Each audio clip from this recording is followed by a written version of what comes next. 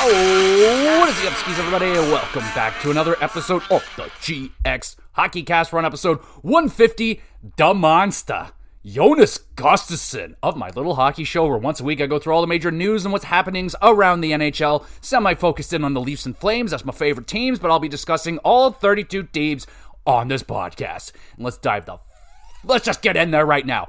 Holy crap, that was a stressful ass game last night. Toronto Maple Leafs and the Florida Panthers kick off the second round, and it did not disappoint. So obviously, we'll get to Stolarz in a moment, but let's just start with that amazing start of that game for the Toronto Maple Leafs. Silly Willie, come on down. William Nylander, welcome to the second round of the playoffs. Double dipping that ship the other night. 2 nice goals from Willie. And he was fantastic. I thought Tavares had a great game as well. I didn't notice the top line very much outside of Matthew Knies. I felt like he had a pretty good game. Matthews and Marner, a little quiet in game 1. Matthews, I have been noticing this all year. I've been chirping him all season long about this, but that guy is missing the net so much this year. It is scary. I have never seen him miss so many good looks, shots, opportunities that he would never miss. He is just missing the net. And the big one last night was that empty net miss. I was so fucking angry at that. And I'm unnecessarily angry. I did not need to get that angry about it, but I was just like, dude, this guy is supposedly, getting talked about. Oh, this guy could usurp Ovechkin as the greatest goal scorer in the world. He can't hit a fucking open net. I lost my mind on that one. Immediately the storylines were rolling through. Oh, Matthews misses the open net. Florida comes back down, ties it, wins in overtime. The Leafs blow game 1. That's all that was running through my head in that moment that he missed that. It's because it happens so often that, a chance like that, you miss that, it comes back the other way and it's in your net. And that's just how fucking hockey goes, baby. But thankfully, that did not happen, and any other year, I feel like that is exactly what would have happened. Matthews misses, boom, Reinhart, Marchand comes down, top cheese, it's over. But not this time. Not this time. They bent, and they bent. Holy fuck, did they ever bend? But they didn't break. They did not break. They might have warped. They might have cracked. They did not break, though. So, great on that. So, let's talk about Stolarz and the lack of discipline that will be coming towards Sam Bennett. Not overly shocked. I watched the game. I watched the thing. I saw the 47 replays of it. I saw Stolarz throwing up on the bench and yada, yada, yada. It wasn't really that bad of a hit, man. He didn't hit him that hard. Stolarz sold it very much so. It was a solid second and a half after the contact initiated that Stolarz reacted to it in a very exaggerated way. I don't think it was that one particular bump in the head that got him. I think it was an accumulation of a few hits to the head that Stolarz has suffered throughout the playoffs right here. Stolarz has never been a goaltender. This is the most games he has ever started in a row in his career. He's never been a starter in his career, so he may not be used to the workload. And yeah, so I still don't know as of right now what is going on with Stolarz. He was throwing up on the bench. That is a common sign of a concussion. You do get nauseous and you can throw up. So that doesn't look good. Now, in the situation, yes, Wall goes in and he allows 3 goals. But aside from the first goal, there's not really much he could have done on those other 2 goals. They were a deflection and then a double deflection. So I'm not gonna rag on Wall that bad or at all. Honestly, he came in at a horrible time. It was siege time. The Florida Panthers, that third period, that was a completely different looking team from the first 2 periods. I'm like, what the hell team is this? What the hell is that? Scaring the shit out of me. They were destroying the Leafs in the third period. And Wall just had to be in there for that. And it was not easy. And coming in cold, he didn't take that. He had the opportunity to do a warm-up. They didn't take it. I think that was because there was a power play or something going on. Regardless, yeah, he lets in a bunch of goals. Didn't look great. Didn't look bad. I mean, he made some good saves there. There was a nice glove save through traffic that he got. No rebounds. So, again, me as the Leaf fan, I'm not waving the white flag already just because Stolarz is out. It's no, Joseph Woll's a good goaltender. I think, yeah, it sucks because Stolarz was playing so good, but, not like not that amazing. Like Stolarz had some really good games early in the playoffs against Ottawa. Then he started to fall back to reality a little bit. His save percentage was under 900 at a point there. So it's not like he was stealing the Leafs games, but he was definitely making big stops at the right times and kept the Leafs in the games. And he played great. So, yeah, I would prefer to have Stolarz in the net, but if Wall goes in there, I'm not like, oh, this is the end of it all. It's going to be over. No, Wall is a good goaltender, and, yeah, I feel completely fine with him. Now, on the side of the discipline, like, no call on the ice, no discipline after the game, nothing like that. Honestly, I'm more pissed off about the Brad Marchand alleged cross-checking thing early in the game. Like, what the fuck was that? I said to the homie Kyle, I'm like, yo, looks like Brad Marchand got his referee payments in on time, because that was fucking bullshit. That was garbage. And I was like, oh, great. It's going to be the referees are going to determine this series. We're going to be the stars of this series, everybody, where everyone's going to be talking about us by the end of this one. So that's great. So officiating continues to be bad. Nothing new here. That's just another obstacle that all teams have to deal with, aside from Brad Marchand's teams, because he pays off the refs. It's obvious. It's clear. It's true. I know it. I saw it. He told me. Okay? There you go. But anyway, Brad gets away with that. Early shenaniganery. Outside of that, I didn't really notice Brad Marchand all that much. Matthew Tkachuk was pretty quiet. They kept him pretty dormant. Didn't really ruffle his feathers very much. I didn't even see him getting into it after very many scrums, which is shocking. And that probably plays into the fact that he's definitely not 100%, man. Like, yeah, he's putting up points, but he's playing like 14 minutes, kind of sheltered, and he's not getting engaged, 100% of the time like he normally is. So obviously something is ailing Matthew Tkachuk, and we'll just leave it at that, because I don't want to wake the beast, and we'll just let him be who he is right now, and that's fine. It looked like Barkov took a pretty rough hit the other night, and he was pretty shaken by that one. But it was a pretty good battle there between Matthews and Barkov, the two defensive centers. And, no slouch is Sam Reinhart. That's a very equal matchup between he and Mitch Marner. I mean, Reinhart got nominated for the Selke this year. Super awesome freaking two-way forward to Sam Reinhart. That doesn't get a lot of attention, but I think that's a very, perfect matchup. Matthews and Barkov, and then you have what's his face? Freaking, I just completely his name has been vaporized from Sam Reinhart and Mitch Marner. I think those two are pretty much cancel each other out. And then on top of that, you got Nyes, who is just crushing it out there. He's maybe, kind of like Bennett. I don't know. I'm not going to compare every single player, but man, I think so far so good, man. I was impressed with the Leafs throughout those first two periods, but they got to watch that park in the bus shit against the Florida Panthers, man. That is not the team that you want chasing you with a 2-goal lead. If you're hanging on to a 2-goal lead, you can pretty much guarantee that's going to get wiped away. And what happened? The Panthers wiped away the huge lead that the Leafs had, made me sweat, made me very, very, very, very nervous, but Morgan Riley with that huge goal. Matthew Nyes with another gorgeous breakaway goal, man. This guy is the eater of worlds for goaltenders right now. He is just making it look so easy. He's got these goaltenders thinking, oh, he's going to go this way, bam, I go the other way, fuck that. Oh, man, Matthew Nyes has been absolutely crushing it. His price point just seems to get higher and higher after each game, which is, I'm still holding firm at the $8 million range. I think it's still going to fall in there, whether it's, gets up to an 8.8, 8.9. Regardless, I don't think they're going to pay him more than that, but I think they're going to pay him, that's for sure.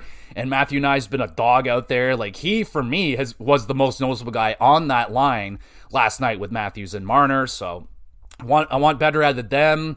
The defense was pretty good. I thought Morgan had now he seemingly seems more confident, able to jump up in the plays a lot more, and that's when Morgan is at his best.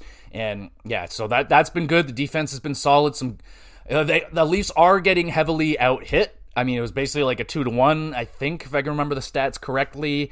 But it didn't look like that on paper. I noticed the Leafs blocking a lot more shots. They look a lot, aside from them losing their big goal lead, they looked a lot better against the Florida Panthers than they did the last time they met in the playoffs. So I am feeling very optimistic after the big win. So overall, my predictions for this, I am choosing with my heart here. I am choosing the Leafs in 7, which is just going against a lot of things for me. I don't like the Leafs in a Game 7 situation. Personally, I mean, I made these predictions last week. If I was doing it now, I would have chosen Leafs in 6, which is a very optimistic, very, very great thing. I think this Panthers team is dangerous, very dangerous. But, they're missing some things. They don't have Ekblad. They had Seth Jones is playing the most minutes on their team. They don't have the full... they're not getting everything out of Tkachuk. It seems like they're a little bit battered up, which is good for us as Leaf fans. But, that comeback from Florida was scary. And that, just shows how dangerous the Florida Panthers are, especially when they're trailing, especially in the third period. Leafs got to watch that shit, man. So... yeah, they're definitely a better defensive team than I've ever seen, but I still don't feel confident in them parking the bus on a 1-2 goal lead and just trying to ride out a whole period. I don't think that's a good idea. It rarely works, and you're looking at probably the best team in third periods and comebacks and stuff like that. So not something I want the Leafs to continue to try to do. I think just keep your pedal on the metal if you can. I know you're tired, but it's the Florida Panthers, man, and they thrive on that kind of shit. So far so good. I got the Leafs in 7, but that was a good first game right there. I was very pleased. It was entertaining. It was fun, stressful, sweat-inducing. So there you go. How do we feel, Leaf fans? Do you feel good after that win? Do you feel not good because you lost to Lars? You lost a big goal lead, and they almost came back and won it. So is the confidence high? Is it shaken? Is it low? Do you think, I'm still of the mind. It's just one game. Same mindset as it was with Ottawa when they slapped them in game 1. It's like, it's just one game. You're still so far away from this series being over, but it was a pretty good first game. I'm not scared of Bobrovsky. He doesn't, he can make the big saves, but I don't know, man. He's all over the map a little bit. So you don't really know if Bob can come back with a 970 save percent. I think he had a 940 something in the series last time, and he's not giving them that, and I don't think Florida will get that. Hopefully, anyway. I mean, he can absolutely do it. He's Bobrovsky. He's done it before, so good start. Good start for the Leafs. We'll stick with that, and let's move on to the next series. I think, I'll just check and see who's playing first. I believe it is Edmonton and the... Oh, no. Oh, shit, we got 2 games tonight. Fuck yeah. All right. Since I really just don't have much interest in Hurricanes Capitals, let's go to Oilers and the Vegas Golden Knights, which I think is going to be a very fun... Well, actually, you know what I should do? I should probably go back and talk about those Game 7s that went down, because those Game 7s were fucking crazy. All right. Let's start with Colorado and Dallas's Game 7. I mean, dude, that was just a poetic game. Epic game, big goals, lots of goals, and Mikko Rantanen has arrived. Oh, man. Back-to-back 4-point games, and he did it in one singular period. 2 games in a row. That's probably like the first and only time that's been done, but obviously it's the storyline of Mikko Rantanen getting traded from Colorado, going over to Carolina, and it not working out, and now he is back in the West, back in the conference, and he is facing his old team in the first round, and he puts up a fucking hat trick to send them home, man. Like, you cannot write it up better than that. That is just so freaking perfect.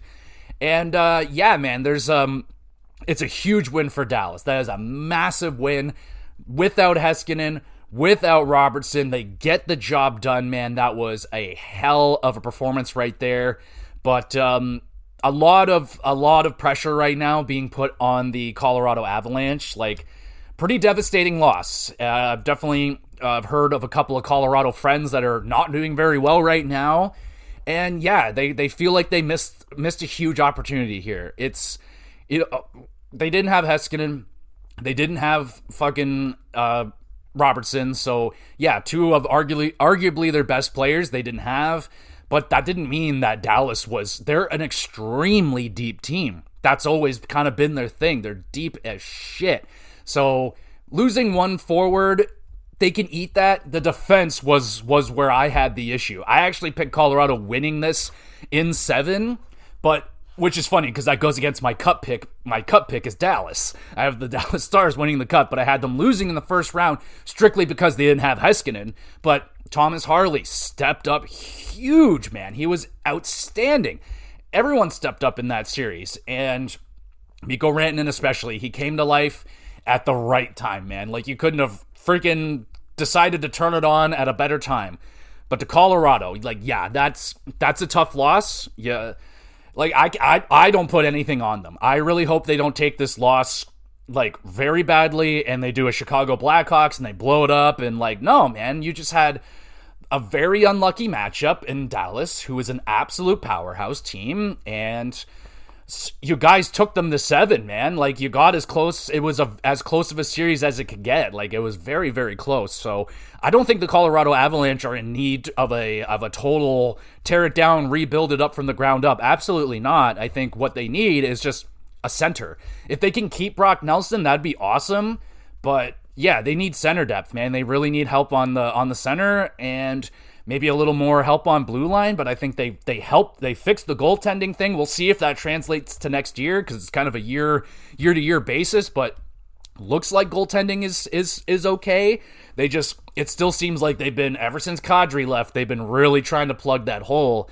And I don't know, maybe just go back and get Kadri, like do the get the band back together thing, even though that never works. So if I was a Colorado fan, I would just be like, this just sucks. This was a very unfortunate year where we drew a very, very powerful team in the first round. Like, I'm not going to, like, that was basically a third round. Like, that's the Western Conference final right there. So, I wouldn't look at this as a first round exit. Yes, it is, but I'd put an asterisk beside that, because that's not a true first round exit, man. I'd be, obviously disappointed, no doubt, but I wouldn't be like, yo, this team needs a completely new direction, man. Like, no, you got McKinnon, you got Makar.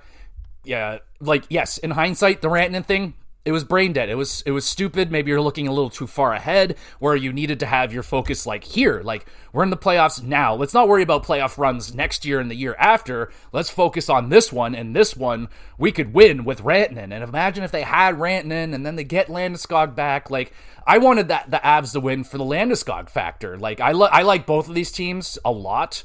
But Landeskog coming back, that was so beautiful, and like how good he looked, got right back into the top 6, scoring goals, putting up points, and like I thought that would have been enough, but they didn't win the game that he came back in. That sucked. But man, what a series that was. That was an outstanding series. Top it off with a beautiful Game 7. It was awesome. That was very, very good. And let's go to the next Game 7 between Winnipeg and St. Louis, and that might have been one of the craziest games ever. Oh my God. So, Connor Hellebuck. More like Connor Hellesuck, am I right? Holy jumping, dude. Again, I got very upset. When he let in that muffin, just a normal wrist shot goes right through him. I was ready to give up. I basically did give up. I was like, that's it. Like, that's the backbreaker. That's the straw that broke the camel's back. Hellebuck did it again, and that was a debate going in. Like, what do? They going in with Hellebuck Game 7, or are you going to switch to Comrie? Like, my wife was like, get that fucking guy out of the net. Put in the backup. Like, holy crap. I'm just like, yeah, I just think now, like, you're in Game 7. Connor Hellebuck is your guy. You kind of have to go with him. If they were going to make that switch, they should have done it in Game 6, Game 5, somewhere else. Like, Hellebuck hasn't looked... He was terrible in this series. He was absolutely dreadful. Terrible. And he was bad in Game 7. He was very bad. And he did not do very much for the Jets until he got out of that net. They pulled him out of there.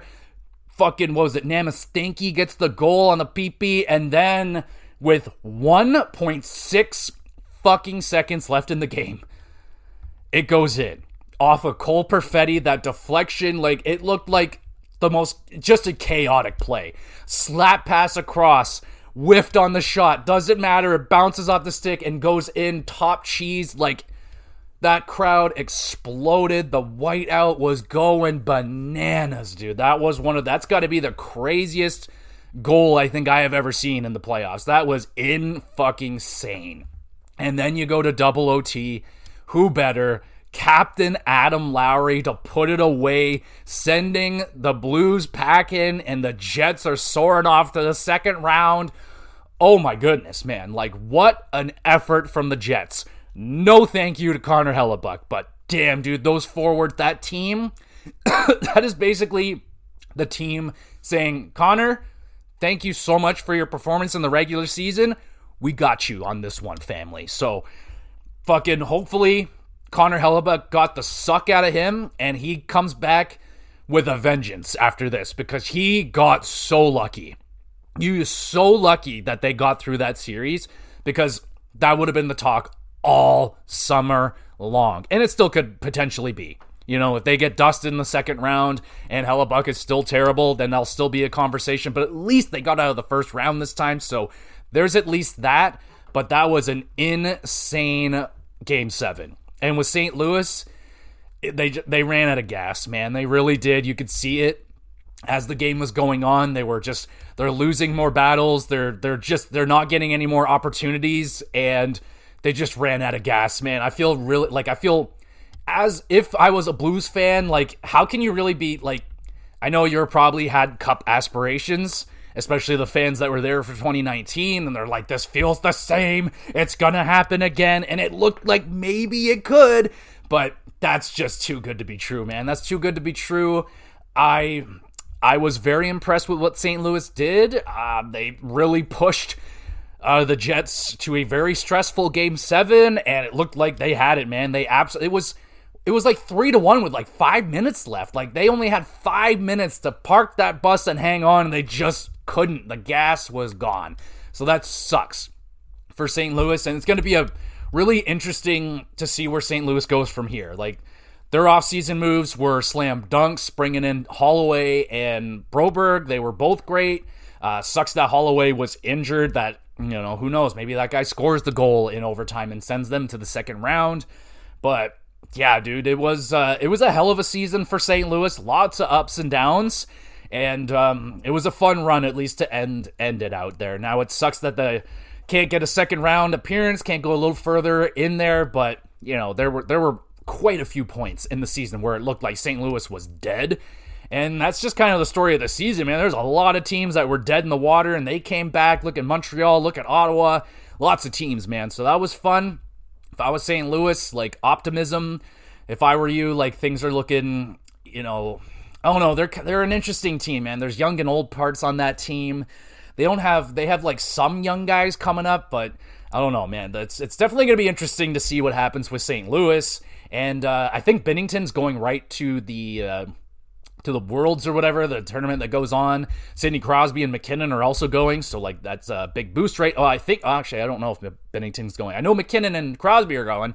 Anyway, that was 2 amazing Game 7s, 2 awesome series, and the ending to a very awesome first round. Aside from New Jersey, Carolina, and maybe Montreal, Washington, those series were, Montreal, Washington had maybe the best game of the whole entire first round. Game 3, first game in Montreal, that was amazing. Unreal game. Outside of that, it was pretty meh, but pretty good, man. I will say that Ottawa, Toronto was pretty underwhelming. The hatred wasn't there. I hope that builds up. Let's hope for them meeting again next year, and there'll be a lot more animosity towards each other, and build that out throughout the year. We can really get that Battle of Ontario going, because it was a little quiet. But good first round. All right, let's get back to the second round. Let's talk Edmonton. Let's talk Vegas. And LA. Oh my God, man, they blew it so bad in that series. We'll go deep diving on LA in the offseason, but that was a fucking fuck up and a half right there. So they had it. They ended up getting reverse sweep. The whole momentum got shifted to Edmonton when they did that terrible coaches challenge, fucked them over. Edmonton's back. So there you go. 4 years in a row, the LA has been eliminated in the first round by the Edmonton Oilers. So what the fuck do you do? At this point, you just got to do everything you can to avoid the oil. You just can't be there. Don't go against them, but that was devastating. That was bad. All right, so Vegas and Edmonton. What do we have going on here? Well, obviously, Vegas going to have their work cut out for them here. They got to go up and try and defend Connor McDavid and Leon Draisaitl, who are up to their usual 2 points per game style playoff series. So that's going to be tough to stop. And, watching Vegas get kind of cut up to ribbons by Kaprizov and Boldy, they're not going to have a lot of, it's not going to get any easier with Connor and Draisaitl out there. So that's why I currently have the Edmonton Oilers winning the series in 7 games. If they can't figure out a way for Mark Stone and the boys to shut down McDavid and or Draisaitl, depends how they're going to deploy them in this series. Probably going to split them up.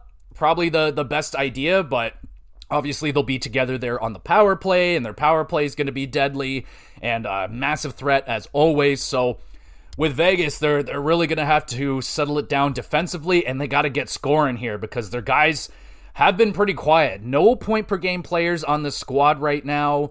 You got Jack Eichel leading the charge with 5 points in 6 games. Thomas Hertl, that's probably their best offensive player throughout the first round. He's got 3 goals, 2 assists, 5 points. Mark Stone, slow start, but he's getting it going, 4 points. Shea Theodore, 2 goals, 2 assists. That's pretty freaking good. Brett Howden would be the big outlier.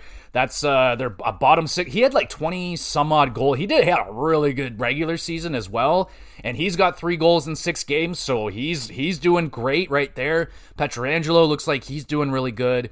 But they're definitely going to need, like, it would be nice to see some goals from more points out of William Karlsson. Pavel Dorofeyev, their 30-goal scorer, he only has 1 goal so far. Riley Smith, be nice to see. He hasn't really, fit in as amazingly. It'd be nice to see him get going. Ivan Barbashev is a -4. You'd like that to be a little bit better. And then goaltending, Aiden Hill hasn't been anything special. He's got the 4-2 record, 283 goals against, and an 880 save percentage. So 880. It is only 6 games, so save percentage are fluctuated, but not great, obviously. Not great, but got the 4 wins. Akira Schmid went in there and made 9 saves, didn't let in anything, so there's a possibility you see Akira Schmid, but they're definitely going to be starting with Aiden Hill. He's won the Stanley Cup before, so if you're Vegas right here, you got to try your best to mitigate the offense of the Edmonton Oilers, but good luck, man. This is what they do. You got Connor McDavid, 11 points in 6 games. Got Leon, 10 points in 6 games. Evan Bouchard, 7 points in 6 games as a defenseman. So, yeah, Evan Bouchard is a real X factor. He is defensively invisible. He's terrible, but he's leading this team in goals. What the fuck? As a defenseman, he is deadly back there. Corey Perry's been doing good. Evander Kane looks like he's doing well. So the team, kind of like their regular season, they get better as they go on. They start a little slow, but they just kind of keep getting better and better. Now, the big question mark with Edmonton is in net. What are they going to do? Calvin Pickard got them the 4 wins with an 893 save percentage. Not great, not bad, but you want better. But then there's Stuart Skinner, who at this point, not an option. In the 2 games he played, he lost both the games, allowed 11 goals, and he's got an 810 save percentage. So, not playable at this point. Do we see him? There's probably a chance. If Calvin Pickard gets lit up in the first 2 games, yeah, they're probably going to try Skinner again, and then we'll see what goes on from there. But, their goaltender, neither goaltender really brings me a lot of confidence, so I'd be expecting the Oilers to be pushing for offense and trying to score out of their problems, which this team can. They could absolutely do that. They got a lot of offensive power here. And Podkolzin's punching above his weight class a little bit here. He's got 4 points in 6 games. Trent Frederick looks like he's starting to get a little more healthy. Janmark, the janitor, he's got 2 goals, so he looks like he's doing his playoff little thing here as well. Jeff Skinner, still looking for that goal. He's only gotten into 1 game, so what, is he hurt or is he just playing badly? I am not sure. But, hey, look at this. Jake Wallman is a +8 on the Edmonton Oilers. That is insanely impressive. Wow, that's a really good pickup. So, I got the Edmonton Oilers winning this game in 7. I hope it's a higher scoring event of a series. If it is, that's definitely going to favor the Edmonton Oilers. If not, Vegas could win this one if they're able to shut down Edmonton, but that is not easy. So stay out of the box, try your best to stay out of the box, and try to shut that team down. But again, will not be easy, so that'll be a fun one to watch tonight. Let's go to the other series, Washington and Carolina.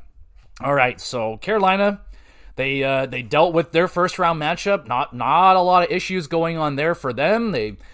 I can't even remember New Jersey. So, yeah, they got through New Jersey, no real problems. Washington got through Montreal, no real problems. So, I don't think rest is really a benefit to any team in the second round because Carolina and Washington got about the same.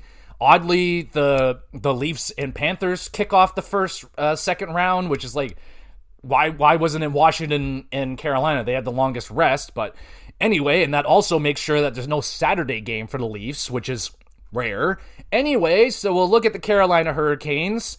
Their big situation is going to be who's in net. Like, is Freddie Anderson healthy enough now? He's healthy enough to get a contract extension, so that's good. 1 year, like $3 million or something like that. Pretty decent. He got into 4 games, 3-1 record with a .936 save percentage. So yeah, you want that guy in the net because he's playing outstanding, but he's got to be healthy. And Kochetkov, he's got a .900 save percentage. So it's not like, I'm not going to be like, oh, they're freaking toast if Kochetkov is in there, but you would prefer a healthy Anderson. That'd be great. Offensively, doing pretty good, man. Like, I am very impressed, especially with Svechnikov. He had an outstanding first round. 5 goals, 1 assist, 6 points. Aho was outstanding, 8 points in 5 games. Jarvis was good. Shane Gostisbehere, Blake, freaking Jackson Blake, he got 4 points. Like, yeah. I'm not seeing, like, you got some high-end goal scoring at the top. Not a whole hell of a lot throughout the depth. You would like to see Jordan Staal get on the board. Maybe Kasperi Kapanen or Jesperi Kotkaniemi is what I meant to say. He's only got 1 assist. Brett Burns got a couple points. So going into this series, a lot of people are calling out the kind of physicality matchup here, and it's definitely favoring the Washington Capitals. That's a big, strong team. And I don't see anybody on this squad that can answer the Tom Wilson bell. People are talking about Brett Burns, but I don't know, man. Like, yeah, he's big, but it's Tom Wilson, man. Like, I don't think Tom Wilson will be backing down from Brett Burns. No offense. We all remember how good it went with Svechnikov last time he tried to be tough in Washington. Got knocked the fuck out by Ovechkin, so he's probably he might be a little bit nervous coming into this one. We'll see how that one goes, but he's been amazing. So that could be the big outlier for this series, is the physicality matchup. We'll see how Carolina answers the bell. I don't like how Carolina plays. They do a lot of lots of shots. They take a lot of shots, a lot of bad shots, perimeter shots that have 1% or less to go in, but they take the shots when they can. So, that's something to watch out for. Don't get like too into if Washington gets outshot like 10 or more shots or something. That's just kind of how Carolina plays. They take a lot of bad shots that you're not really worried about. So I'm not too worried about that. Logan Thompson was outstanding, .923 save percentage. So as long as he's nice and healthy, that should be good. Dylan Strome was a monster in the first round, 9 points in 5 games. Wilson, Anthony Bolivier, McMichael, Ovi, they all had 5 points, so getting production there. You got 3 goals out of Duhaime, you got 2 goals out of Chychrun, so you're getting a little bit of depth, you're getting some blue line scoring. Yeah, so Washington looks deadly. They look really deadly right now. They got a good little bit of rest, and so I have the Washington Capitals winning this series in 6. I think the physicality will be in their benefit. They got a deep forward group. They're getting healthier. You got Alexei Protas is coming back. He should be ready to go. He got into 1 game. He is very, very big. And I'm just hoping we'll see maybe more as the playoffs go from Ryan Leonard. He is the young man, kind of a young prospect they have there. He's been playing. He's only got 1 assist in 5 games, so I'm hoping he gets it going a little bit. John Carlson's only got 1 assist, but he has a +6, so he's doing things right out there, but you would like to see maybe a goal or 2 out of John Carlson this round. That'd be really nice and would go a long way. So I got the Washington Capitals winning this one, and personally not that interested in the series. I'll probably have it on in the background, but I don't know if I'm really going to take a whole lot of interest into that series right there. And what do we got left? It's Winnipeg and Dallas, eh? Oh boy. All right, so I'll just go out and say it. I got Dallas in 6. The Hellebuck factor is what's leading my charge in theory and thought right now. Is that I don't think at this point I don't think Connor Hellebuck's going to find it. Doesn't look like he's going to find it. He might have a game or 2 where he's like at least usable, where he's like maybe a .900 save percentage and doesn't let in like 4 muffins, but they got lit up pretty good. Like, Hellebuck got lit up bad by St. Louis. And, like, yeah, they got offense, but not like Dallas does. And Dallas could potentially, like, it's still not for sure yet if they're going to get Heiskanen or Robertson in this series. Chances are they will get them back, but not right away. So Winnipeg has another opportunity here. Dallas has already played the whole first round without them, so they're feeling confident that they can win these games without them.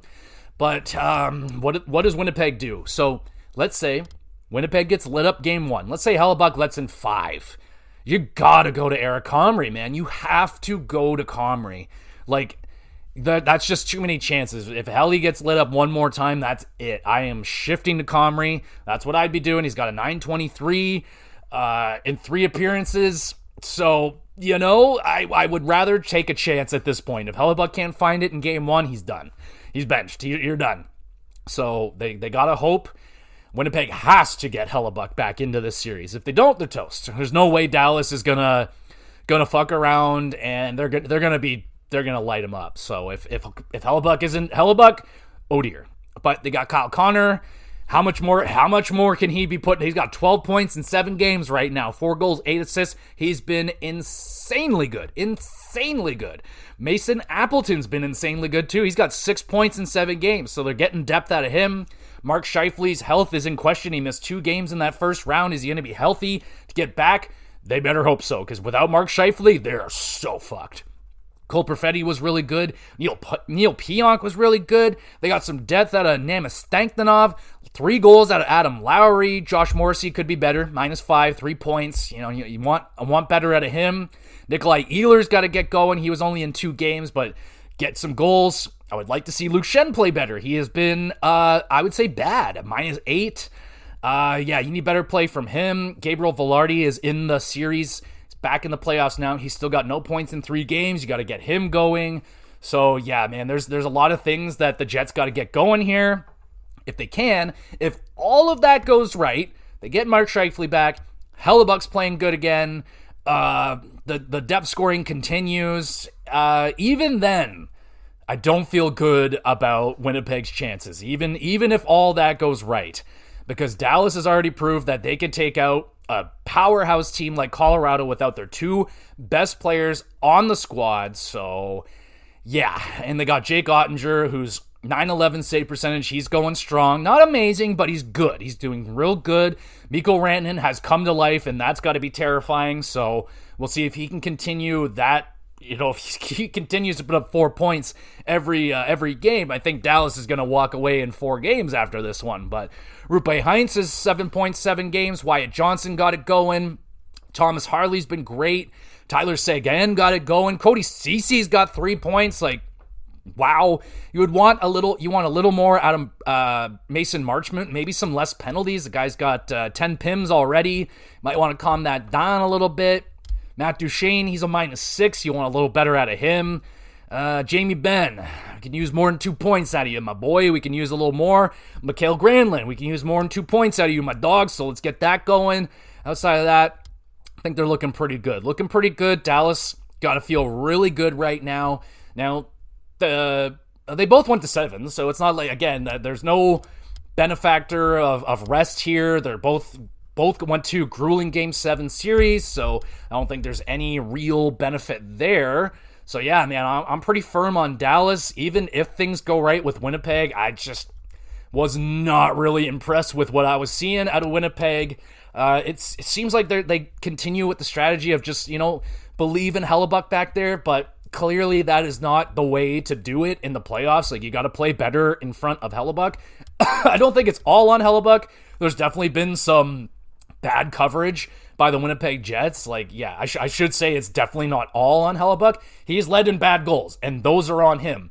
But there's been really bad coverage as well on the side of the Winnipeg Jets defense, so they got to be a lot better. They were able to get away with it against St. Louis. This is Dallas. You will not get away with it. So we'll see if the Winnipeg, like I said, a lot's got to go right. Got to get some bounces, but it's Dallas in 6. That's who I'm going with. Very confident in Dallas in this series. But let me know. What do you think? I would love to see a Canadian team continue onward. That'd be great. We're down to 2, right? Nope, 3. Got Edmonton, Winnipeg, and Toronto. So they could, all 3 of them could get wiped out, and that's it. No cup for Canada again, or all 3 can move on, and the chances are even better. But then you have a guaranteed of, at least one. If you end up with the Jets versus Edmonton, you get a guaranteed Canadian team in the final, and then it's just up to the Leafs in the East. So we'll see how that one goes, but let me know how bad my predictions are. Oh, I should check and see how they were in the first round. Let's go back and check that out. Okay, so Toronto and Ottawa, I had it Toronto in 6. That was correct. I had Tampa Bay winning in 7. Very, very incorrect. I had Carolina in 7. Incorrect. Carolina got it done in 5. Montreal and Washington had Washington in 5. That was correct. I had Winnipeg in 7. That was correct. Minnesota versus Vegas. I had Vegas in 5. Incorrect. I think that was Vegas in 6. But I had the winner correct. LA versus Edmonton. I had LA in 6. Wrong. Dallas versus Colorado. Had Colorado in 7. That was also wrong. And it went against my cup picks. So don't really know how I judge that one, but that's how it goes. So there we go. So let me know how good or bad your predictions were. And let's get back to the news. And let's talk about the NHL draft lottery that happened. A little secret-y there. And look at this. The New York Islanders win the draft lottery. They move up 10 spots. So that's a win right there for Patrick Waugh. And hey, maybe Lou will come back. He's like, actually, I'm not retired anymore. I select now. All right. So that's pretty neat. Not too often you see a big lottery win like that. So let's go through. They do have a mock draft here, so we'll go through who the experts believe these. Let's just go through like the top 5 or some shit. I don't know. Let's just get into it. So New York, they claim they would take Matthew Schaefer, the 6'2" defenseman from the Erie Otters in the OHL. I think the Islanders would be fucking crazy to make that selection. You want to know why? Because Michael Misa's right there. Michael Misa, center, 6'1", 184 pounds. That's what they need. They need a center, man. They need offense. They need offense so bad in the island, man. They need forwards. They need some scoring power. And if I was the GM of the New York Islanders, I'm taking Michael Misa first overall, 6'1" center. Hell yeah, sign me up. Give me him. But the professionals believe it'll be Matthew Schaefer. And here's their little note. With Cal Ritchie and Danny Nelson down the middle and scoring winger Cole Yzerman also in the fold, Matthew Schaefer is a perfect fit to add to the blue line for the Islanders. Well, listen to this. You know what they say in the NHL? You never have too many centers. Now, they do say that as well about defense, but you can never have too many centers. Draft centers. Get that center. It's not, unless, does this guy shoot fucking right? You right shot defenseman? Doesn't say. So, the second overall pick goes to the San Jose Sharks, who have been making a lot of big picks lately. They've been in that first overall pick last year. They had like the 4th. They've had some pretty good picks. So second overall, they say they're picking Michael Misa, which again, yeah, you can't have too many centers, but like Celebrini, isn't Will Smith supposed to be a center? I know they're playing together, but isn't he supposed to be a center? Regardless, if that is like their 1-2 punch, you go fucking Celebrini, fucking Michael Misa 1-2 wombo combo. Oh, baby, that would be sexy. And then it wouldn't be right away. You still have Logan Couture there. Is he, or did he retire? I think Logan Couture actually retired. Anyway, yeah, if Michael Misa is there, second overall, absolutely take that kid. He was at least for most of the time I've been keeping my eyes on this, he's been the consensus number 1 overall pick. But this draft is a little bit loosey-goosey. There's a lot of different opinions. There isn't really a clear-cut number 1 selection, but hearing a lot of good things about Michael Misa. All right, third goes to the Chicago Blackhawks. They definitely earned this pick, and they're going to select, according to the professionals, Caleb Desnoyers, who is a 6'2" center from the QMJHL. Fourth overall goes to the Utah Hockey Club, which could be the Utah Mammoth, as far as the internet is speculating. They're going to go with Porter Martone, the right winger, 6'3", 208 pounds. So he kind of seems like the most NHL ready. out of the names that I've mentioned so far, so that could be really good. Right winger. Oop, went to the wrong thing. 5th overall goes to Nashville. They were dreadful this year. Tell the Nashville Predators fans that they'd be selecting 5th overall at the next draft. They'd be like, did someone die? Like, what the? Did Stamkos explode? Like, what the hell happened? It's like, nah, your team just sucked. Don't know what to tell you. But yeah, 5th overall, they're going to go with James Haggins, the 5'11" center from NCAA Boston College. Okay. All right. Heard some pretty good things about James Haggins. That seems like a pretty fun pick. 6th, you got Philadelphia. We're not going to talk about the players anymore. Then it's Boston at 7. Seattle Kraken selecting at 8. Buffalo Sabres number 9. And the Anaheim Ducks rounding it out in the top 10. And we'll just keep going. Pittsburgh 11. New York Rangers 12th. You got Detroit 13. Columbus Blue Jackets 14, Vancouver Canucks 15, and then the 16th pick is going to the Montreal Canadiens. That was owned by the Calgary Flames, but they're going to send that pick to Montreal because that's the right thing to do. That's a worthy pick to send away. I'm not really sure what the Flames are going to be like next year. They punched way above their weight class this year, so it seems like a smart move to do it this year because they could be worse next year. Like I really don't know. I did see that Matthew Coronato got a extension. I believe it was a 7-year extension. Well, how many years? Hold on, let me find it. We'll find it. I'll talk about some of those other signings as well, because you can sign guys right now, apparently. Okay, not trades. Signings, please. There we go. Okay, so Montempallo got a 2-year extension worth $875,000. That's a pretty good deal. Frederick Anderson, like I said, 1 year, 2.75. That one's pretty good. And then Matthew Coronato gets a 7-year extension worth $6.5 million annually. So pretty good. I mean, Matthew Coronato, he had like 24 goals this year, 23 assists in 77 games. So good. Pretty good. Good, not great. Let me take a look at your career. How'd you do last year? Last year, he only got into 34 games, 3 goals. So, hey, that's a hell of an improvement for him. He was a +6, which is actually really impressive for him. So, yeah, man, that could be a dandy of a contract. Like, if he ends up starting to produce the 30 goals, gets up to like 30, 35, 6.5, if you can get a consistent 30-goal guy, young, fast, yeah, man, that could age very, very nicely, or it could just be okay at best. At worst, I think it'll be like, not really like a deal you think about. So pretty good work right there from the Flames, and congratulations to the New York Islanders who luck into the 1st overall pick. All right, let's move now to the award finalists that the NHL likes to release like one day at a time throughout the NHL playoffs. So we'll go through the finalists for the awards that they have announced so far. So the Jack Adams for Coach of the Year, your finalists are Scott Arniel from Winnipeg, Spencer Carberry from Washington, and Martin Saint-Louis from the Montreal Canadiens. Out of those 3, I think it's Spencer Carberry's to lose. They won the President's Trophy, did they not? So that's pretty much, I would think it's Spencer Carberry. Not as much expectations on the Washington Capitals. Though Martin Saint-Louis, he did pretty fucking good too. So, I mean, all 3 of them did really well. Let me pull up my predictions here, because I have those as well. Who did I have as the finalists for the awards? Oh, all right, Jack Adams. I had Rod the Bod, Carolina. I chose Washington's coach, even though I didn't know his name, and Lindy Ruff from Buffalo. So I got one right. That's something. Lady Bing is for the most gentlemanly player, I think. Jack Eichel, Vegas, Anze Kopitar, Los Angeles, and Braden Point, Tampa Bay. I don't even think I predicted this award. Did I? I doubt it. There's no fucking way. Nah, I didn't.